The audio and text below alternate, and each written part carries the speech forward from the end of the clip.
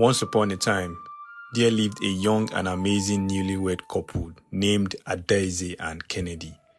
Adaeze is a charming, pretty, educated lady, and she's the type of woman every man dreamed to have as a wife, while her husband, Kennedy, was one of the most sought-after bachelor before they got married. Because he's not only handsome and gentle, but also from a rich and affluent family called the Okafors. He is the only son of the Okafors and he is the one controlling the family business. Adaeze's marriage to Kennedy seems to promise a life of happiness, bright future, and peace of mind as Kennedy adores her so much. After 3 years of blissful marriage, their happiness and joy slowly turns into sorrow as they are yet to have a child of their own. Adaeze's moments were shadowed as she was constantly bullied by her mother-in-law, Ijeoma Okafor. Ijeoma will always remind Adaeze that her husband Kennedy is the only child, and she's hoping that Adaeze will give her plenty male grandchildren. She would cry every day and night. She will pray to God for a fruit of labor, as there are plenty women out there who are willing to do anything to take her place. One day, Adaeze went to the hospital to do a test, as she had been feeling very sick for a few days.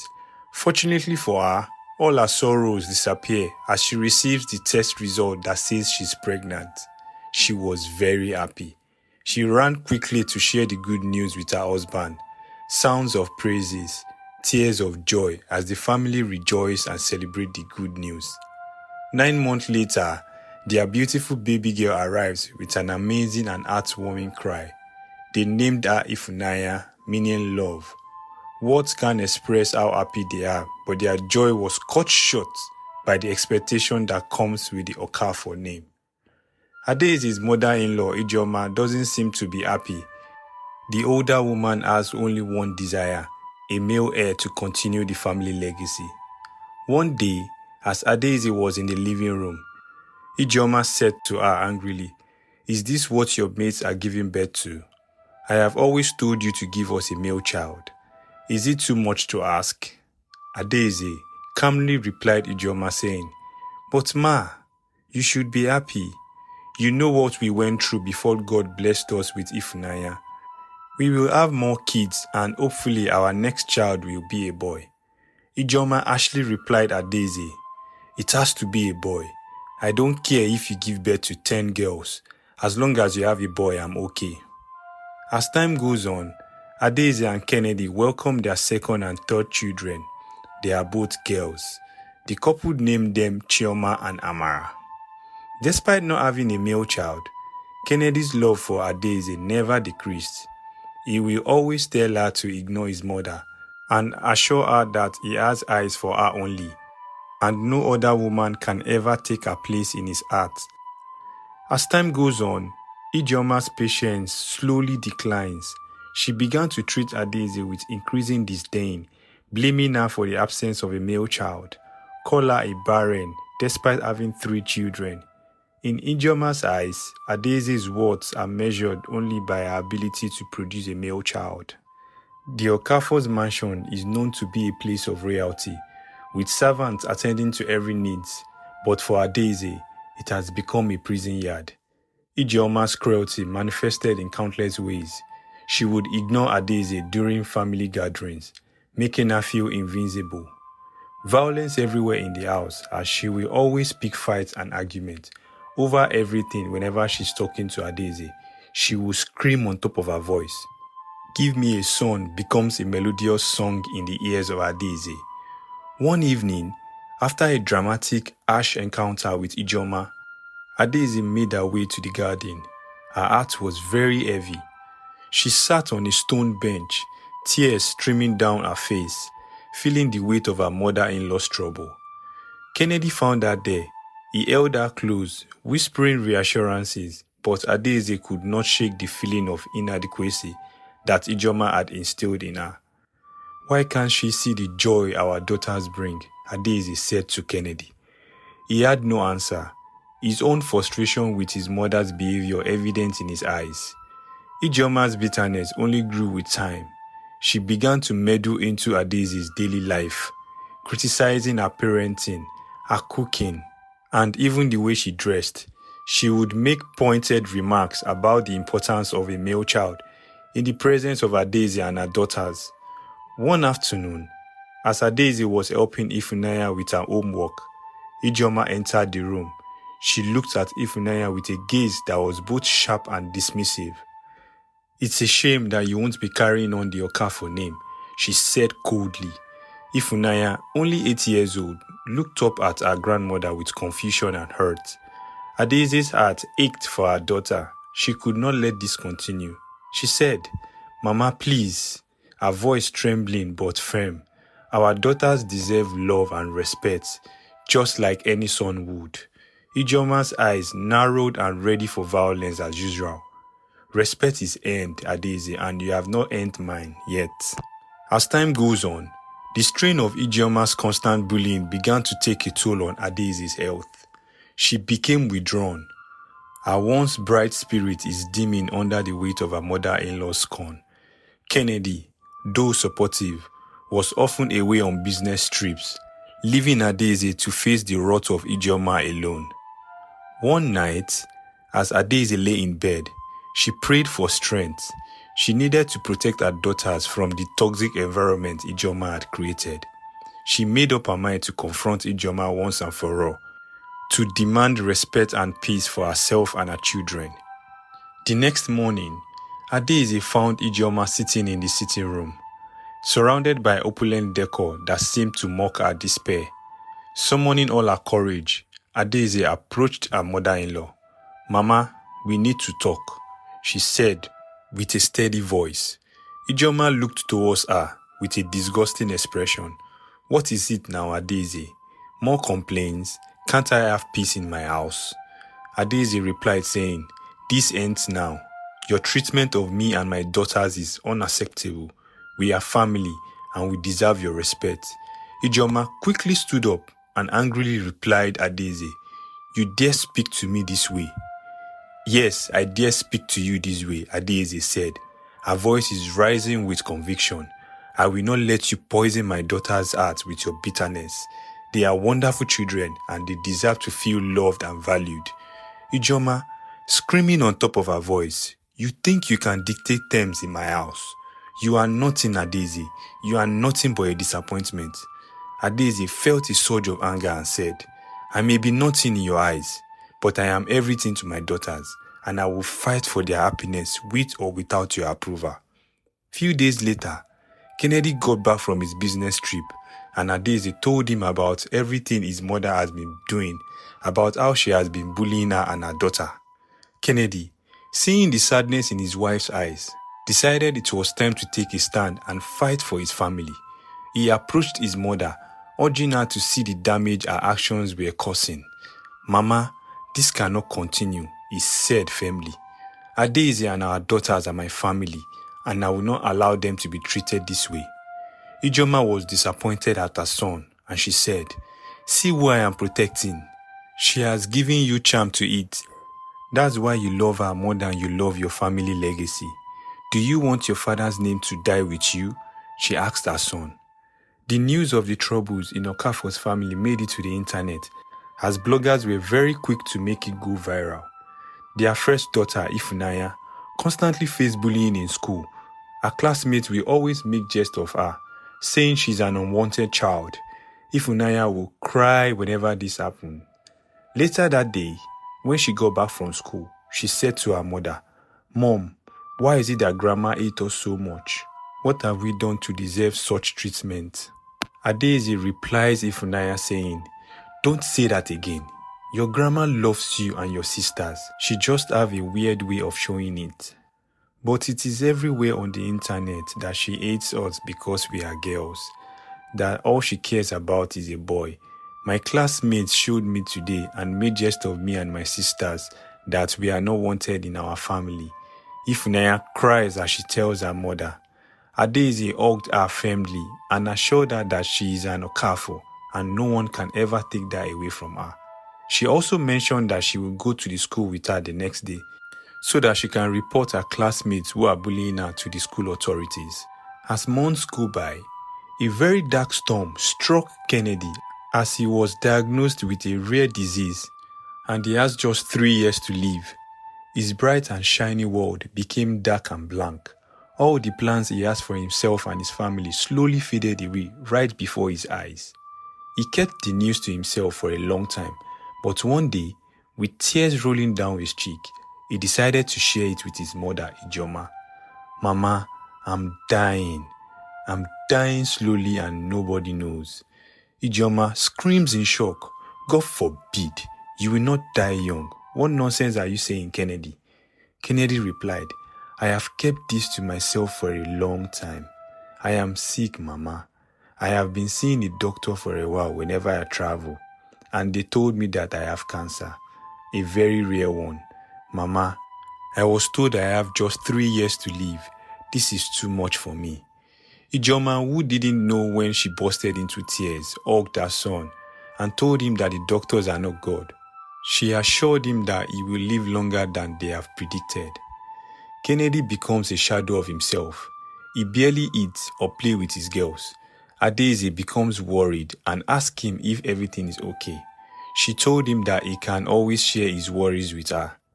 Kennedy, who does not want to bother Adaeze with any of his burden, will always reply saying everything is good and that he is having a little trouble with business. One day, Ijoma decided to try her luck again and said, "Ken, don't you think it's high time for you to consider what I've been saying all these years? Inasmuch as I believe you will live longer than 3 years, I don't want you to die without a son. Our family legacy needs to continue. All the girls will get married to their various husbands, and the wealth of our family will be shared amongst them. That will end the Okafors. Please, my dear, think about this." Kennedy sighed. For the next few days, he has been thinking deeply about what the mother said. Though he truly loves his wife and believes that if they keep trying, they will have a son one day. But now that he has few years to live, the weight has become much more heavier on his shoulders. He made up his mind to give his mother's advice a shot and try his luck with another woman. Sharing the news with his mother, "Mom, I have decided to do what you asked of me. I will look for someone that will give me a male child." Ijoma happily stood up and started dancing. Finally, her prayers have been answered and soon she would have a son that will continue the family legacy. Kennedy quickly swung into action as he flirted with his new secretary, Biola, who is a single beautiful lady, and they began to go out together. After a year of dating, Biola gave birth to a bouncing baby boy named Obinna. Kennedy and Ijoma are so happy. Finally, the original Okafor Jr. is here. Ijoma told everyone who cares to listen about the arrival of their bundle of joy, and as usual, the news made it to the internet. Adaeze got to know about the news. She was shattered and heartbroken. She shed tears and said to herself, "After all the promises he made to me and my children, how can he betray me like this? The heart of a man is so wicked." Kennedy was left with no choice and he made up his mind to tell his wife Adaeze, "My wife, I have made a mistake, an unforgivable one." Adaeze, with tears in her eyes, said, "Don't bother to tell me because I know about your son. It's not a secret anymore. Congratulations on the arrival of the Okafor Jr." Kennedy was shocked that his wife already knew about the baby and decided to tell her about his sickness and how it prompted him to do what he did. He said to Adaeze that he loves her and will not intentionally do anything to hurt her, but due to the recent development, he had to do what Ijoma had always advised. He dropped to his knees and begged for forgiveness from his wife. Both crying, Adaeze said to him, "How can you do such a thing to me? And you call me your wife? It's not fair on me and the girls, so we all deserve better." The next day, Biola and her newborn baby moved into the mansion as the new madam of the house. Now that she has gotten what she had always wanted, Ijoma continued to bully Adaeze, and she would constantly remind her that she and her children has no place in the family. She will humiliate her and disgrace her in front of all the domestic staffs in the house.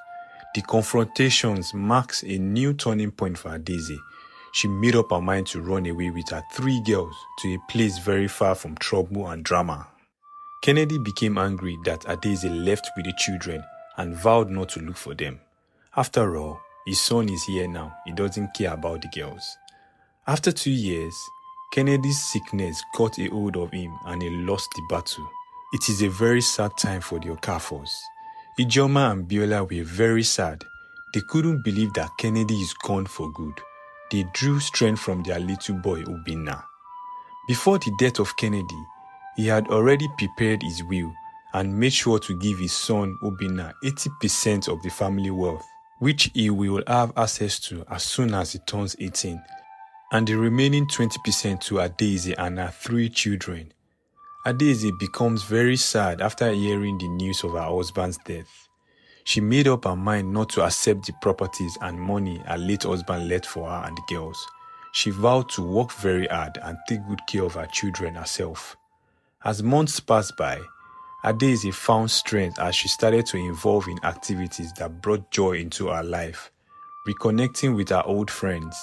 Her girls Ifunanya, Chioma, and Amara thrived under her loving care, and they are all happier than they used to be. Ijeoma, however, remained resolute in her beliefs. She could not comprehend a world where daughters were valued as sons. She would always gossip about Adaeze with Biola and also thank her for giving her a son. One morning, a strange man walked into Okafor's compound, shouting and disturbing the peace of the neighborhood. "Give me my son.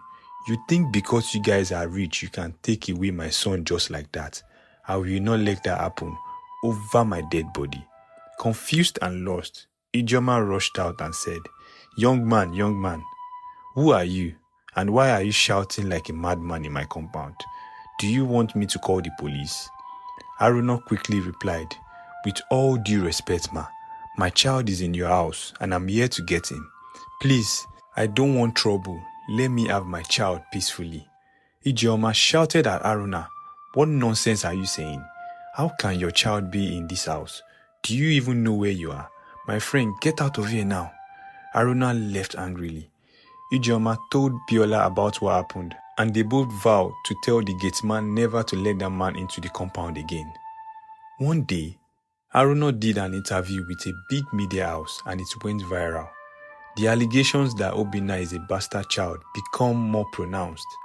After much consideration, Ijeoma decided to ask Biola to do a DNA test to confirm that Obinna is truly an Okafor. She refused, and this turned into a big argument between Ijeoma and Biola. The battle carried on for a long time.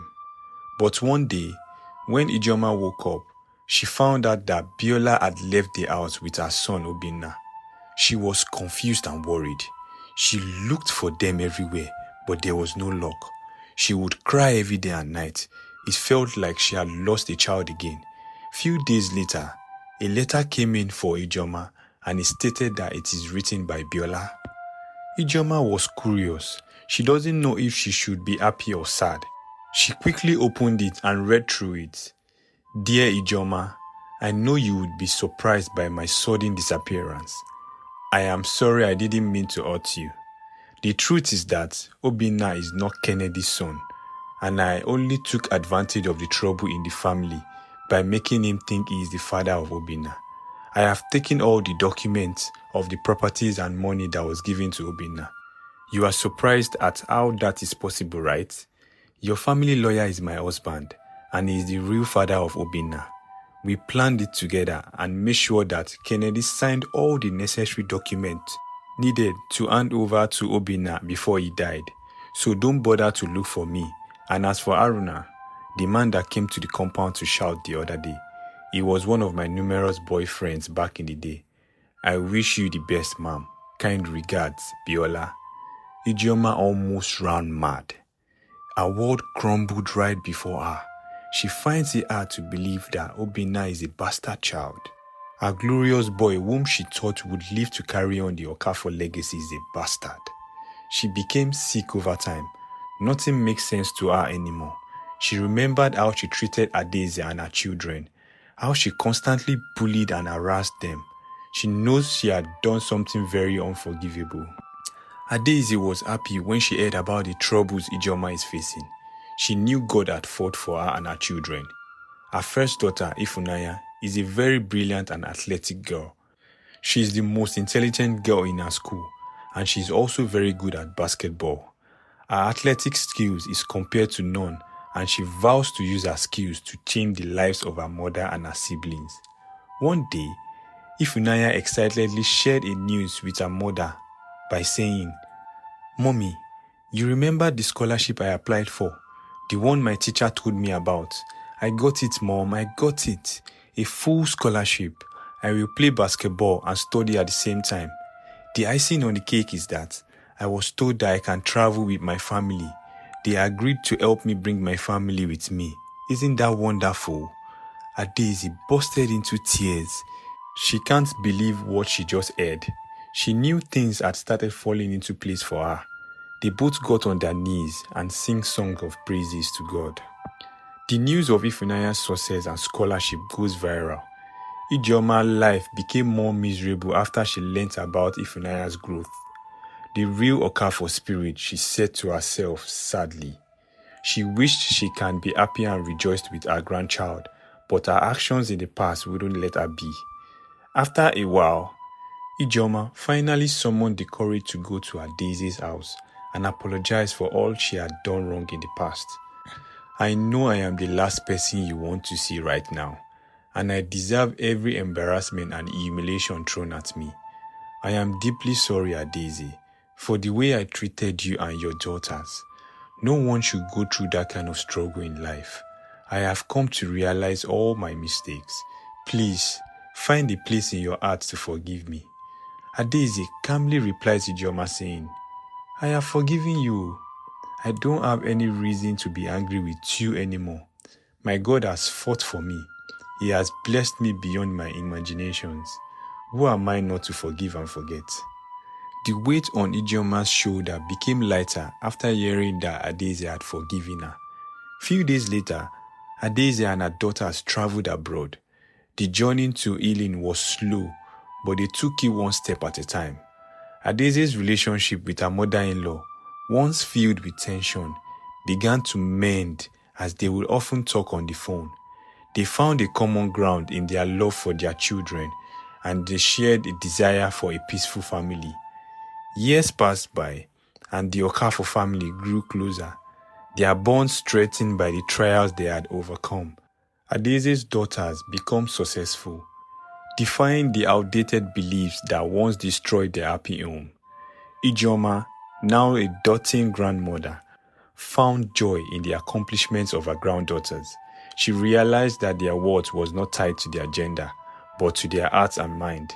The lessons she learnt transformed her, making her a better mother, grandmother, and a person. Let us know what you think of this story in the comment section. Thank you very much for watching.